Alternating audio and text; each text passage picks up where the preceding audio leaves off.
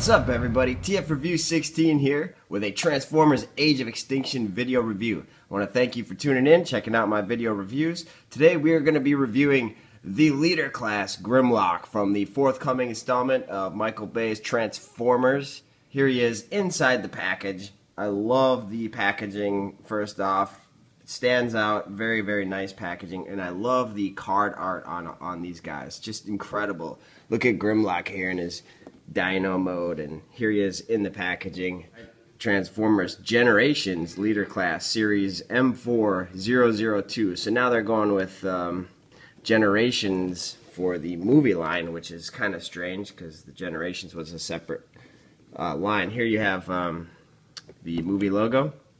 Not really much underneath here. Authentic Transformers.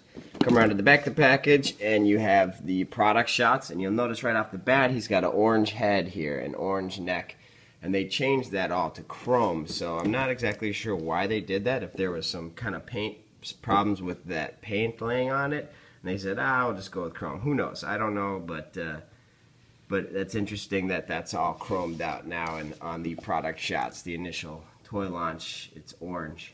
There you got the bio Grimlock there, if you want to read that. Really nice product shots. I really like the blueprint designs in the background. It says changes in 18 steps up here, so we'll get into the transformation as well on that and get this guy out of the package and see what leader class movie Grimlock is all about. So this is the all new, completely new design for Grimlock for the movieverse, the forthcoming Transformers Age of Extinction film. Very excited that we're getting the Dinobots. Very excited that we're going to have the leader of the Dinobots, Grimlock, in the movie. I really hope that they show him transform in the film. We won't know that till we see the film. But very excited to do this video review of leader class Grimlock. So here he is, and he looks really pretty cool in robot mode. Definitely an updated look for Grimlock, but of course, you know, anything Michael Bay's universe, it has to be done that way. I'm not complaining. I think this is a really nice design, especially in robot mode. This is a really nice robot mode. Now on the back, here's the back of him. You can see you can flip these up however you want to display them. It looks probably better up, but then you get that in the front, you get that silhouette. So you can see it kind of in his silhouette. So I don't know, it's up to you, however you want to do it. And these panels also on the back are kind of adjustable. These are the parts of the neck pieces for the head of the T-Rex mode. Very, very awesome how the head splits in half in the transformation and the design. I also definitely like to keep his spikes angled out. Very, very cool.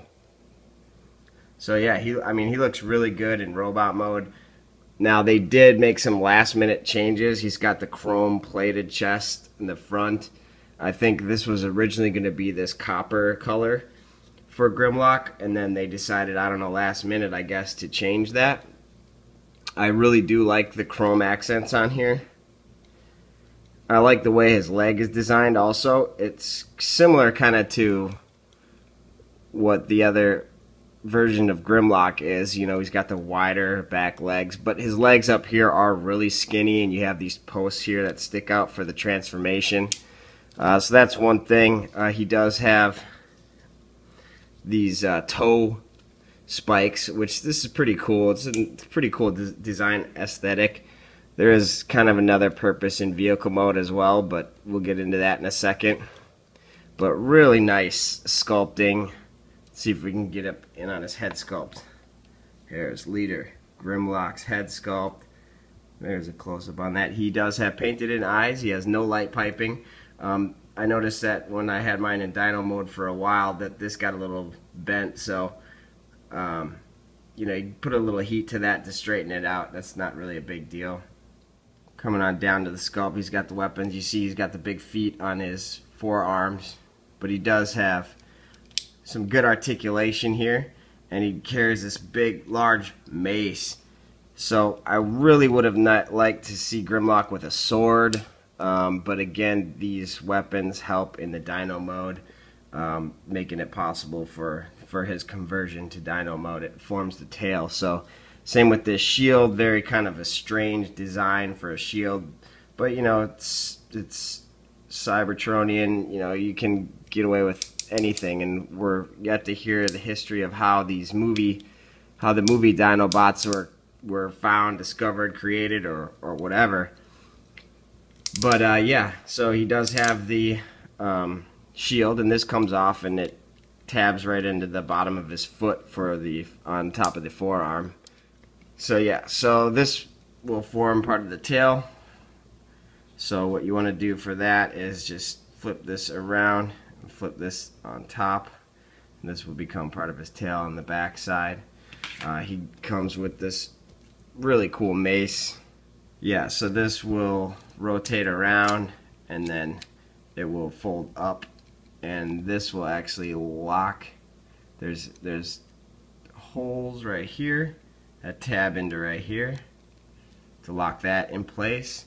Then this will plug into these tabs right there, and then you have the back side of his tail. So, you know, I mean, they had this piece to work with, and they said, oh, what can we do? What kind of weapons can we make? It would have been nice to have a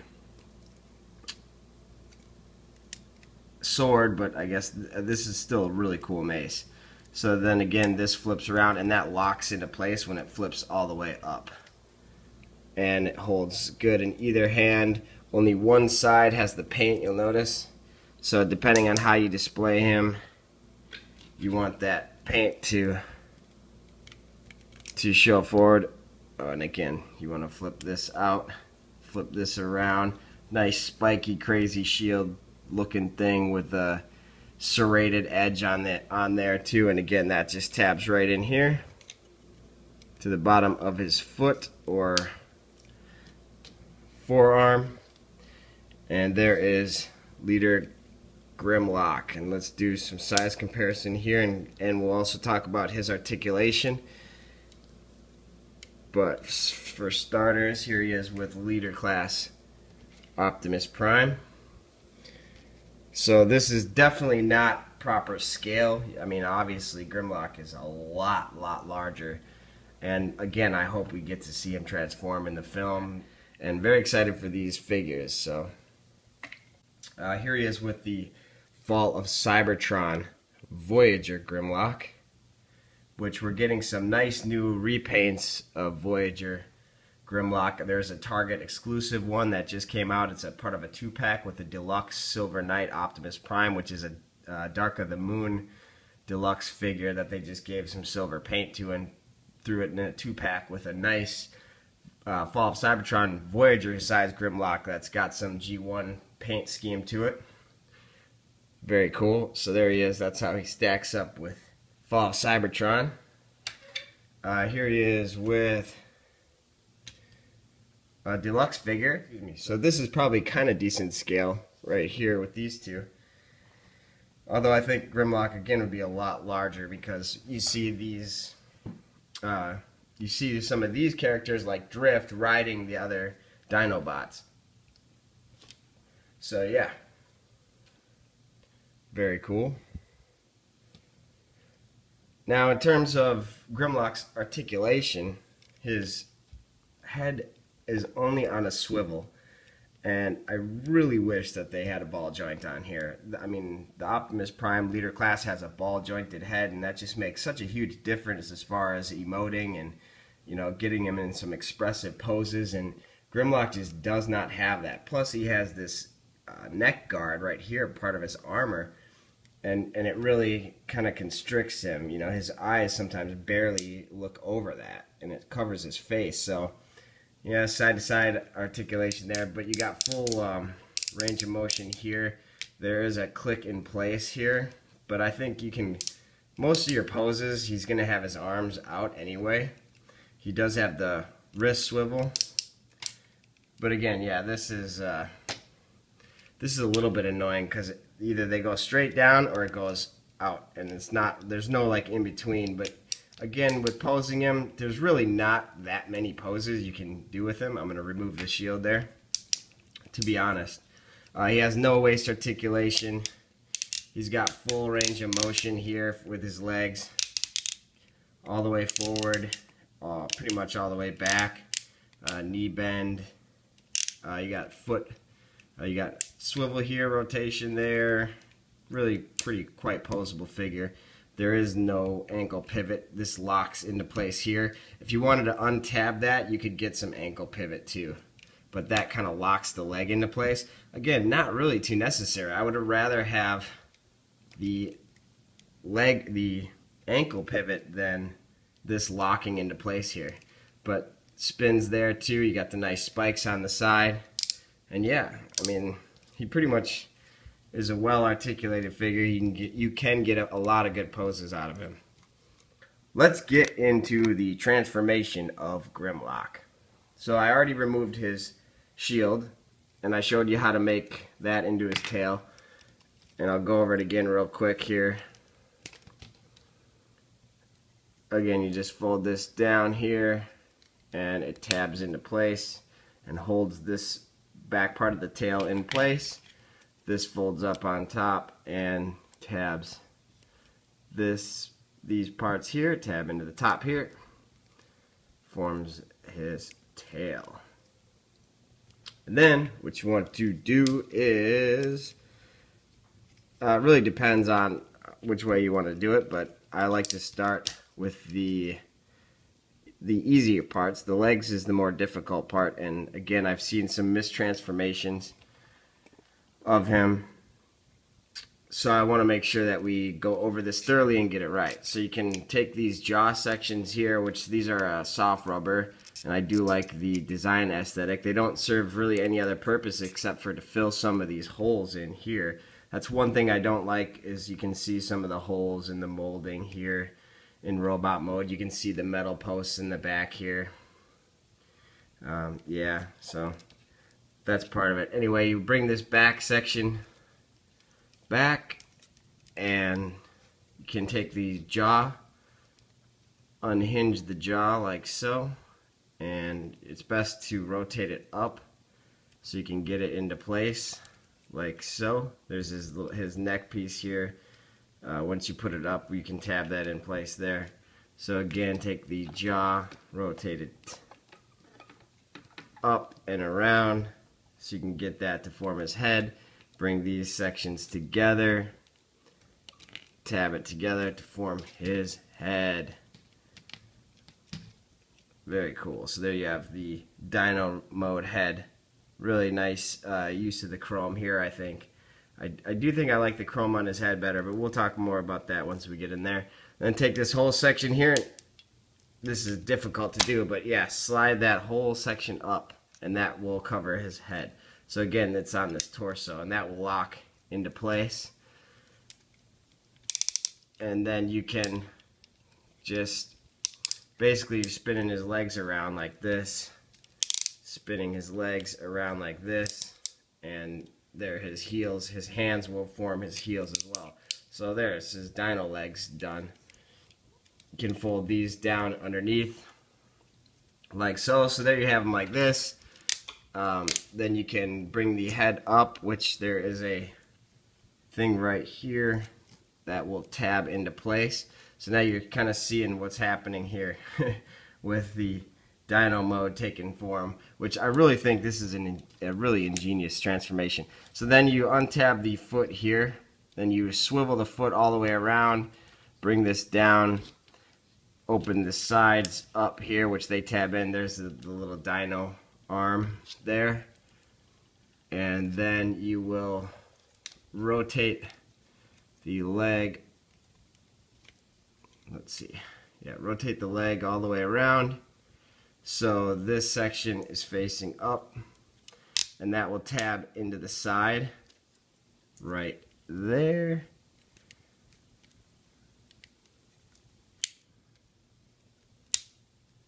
And it locks in there really tight. Then what you want to do is make sure these are to the side, and the tricky part here is the foot. So there's tabs all over here. Again, fold the tip of the foot all the way down, and how you want to get this positioned is fold it all the way in like that and all the way in like that. So when it's on the side like this, this is how the foot should be facing. So basically you're getting the idea, right? So yeah, so then this tabs into the side, this tabs in here, and these have tabs also right under here, and it all locks into place very nice and securely. So there you have one side done. And again, this will fold up like so. So now you're seeing the take place. One other thing I almost forgot to do, and I've seen a lot of people do this as well. You have to reposition his legs. So untab the arm from here, bring this section up like so. Untab this section here. Tabs in there good. A little worried about the use of chrome here. You can tell it's going to wear off on these pegs, so that's another reason why people have a problem with the chrome. But yeah, again, tab that up there. Okay, now we do the same thing with this leg. So you unhinge it from here, swivel it out, swivel it all the way around, bring the toe forward, open this section up. You want to bring these out. So you're opening it up so the arm couldn't come out, and then you want to rotate this underneath like so and bring it down like this. So this should be rotated underneath like this, so his feet aren't sticking out in some strange way. Then this tabs in right here to the side again, tabs in there really nice and tight. Make sure the knee pad is down here, and then there's tabs right here for the side panel. So this will tab into there. Then underneath here, underneath the ribcage area, there's a tab right there. That'll tab into there perfectly. And then when you bring these together, you get a really nice tab, tight, locking in together. And there you have robot mode. Then you want to angle these underneath. So these are completely hidden underneath him. And that's pretty much where I've seen a lot of the mistransformation, is how to do the feet. And then you take the tail section here, and it tabs in right here and here, and you just pop the tail on there like that, and these sections here fold underneath, and there you have Grimlock in his Dino mode. Alright, here is Grimlock in his robot mode, and he looks really great in robot mode. I do like this robot mode. You can see, some of the proportions are off, but it really depends on how you're posing him too. I could say the best rule of thumb to get him to stand properly is to keep these legs as far back as you can. The foot pivots forward like this, and you're going to really have a lot of problems standing him that way. You want to keep these as far back as you possibly can, and that really leverages him out. It gives him some balance. You can see him teetering a little bit, but he stands really well. Again, he's not very posable. There's not a lot that you can do. He has good articulation, but there's not a lot you can do with him. He's got these, double jointed little dino arms. And there's not much you can do there. He has very little movement on his head. His jaw is articulated, which is really cool. He's got the chomping jaw feature. Really nice teeth, really large, big teeth. Really cool head sculpt. The eyes are awesome. I really like how the eyes look. Very cool. One problem with this is the front on look.